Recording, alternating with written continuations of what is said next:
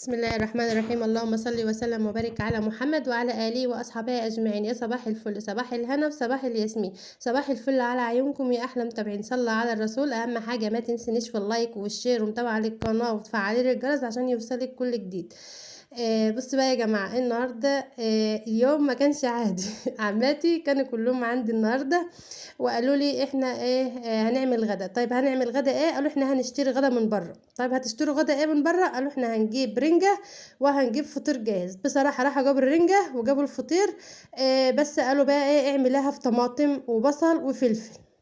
ايوه، هحط الرنجة في بصل وطماطم وفلفل، مش هقطعها، لا انا هحطها بحالها كده. انا جبت شوية بطاطس وشوية طماطم وفلفل وقطعتهم خرط صغيره كده، وهبدا ان انا ارص الرنجه بتاعتي بحالها. يا جماعه ما تحطيش اي بهارات على الخلطه اللي انت عاملاها، البصل والطماطم والفلفل. ليه؟ عشان الرنجه بتاعتي حادقه.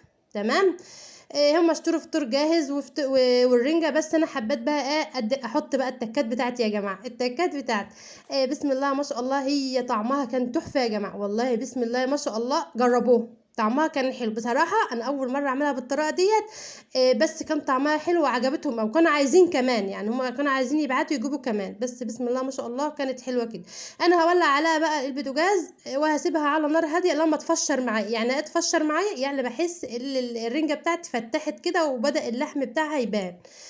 مرضتش افصصها او احوش اللحم والعظم لوحده واللحم لوحده، لا انا سبتها بحالها كده. جبت بقى شويه بطاطس قشرتهم كده، هبدا اللي انا اقليهم، هقطعهم صوابع وهقليهم. تمام. بسم الله ما شاء الله. هي كانت طعمها حلو. وجابوا الفطير طبعا من بره. البطاطس طلعت وحشه يا جماعه، البطاطس اللي انا جبتها ديت البطاطس ب25 جنيه وطلعت وحشه، ما طلعتش حلو. ما تنسنيش في اللايك والشير ومتابعة للقناة عشان يوصلك كل جديد.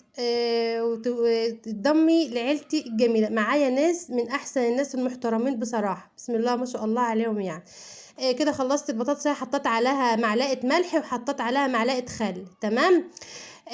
كده بقى الرنجة، شوفوا الرنجة عاملة ازاي يا جماعة، كده كانت تتفط عليها. بسم الله ما شاء الله، البصل والفلفل والطماطم خسوا معايا واستوى، والرنجة بتاعتي استوت كمان، والبطاطس بتاعتي اتحمرت اهيت. ودي كان غدانا النهاردة، وكان يوم، هو بسم الله ما شاء الله اليوم كان حلو. هما كلهم كانوا عندي، وبسم الله اليوم بسم الله ما شاء الله اليوم كان حلو. كده بقى حطيت عليها ليمون. عايزه تحطي بقى ليمون عليها حطي، ما مش عايزه عادي، بس هي بتحب الليمون الكتير. وان شاء الله يا حبايب قلبي اشوفكم في فيديو جديد.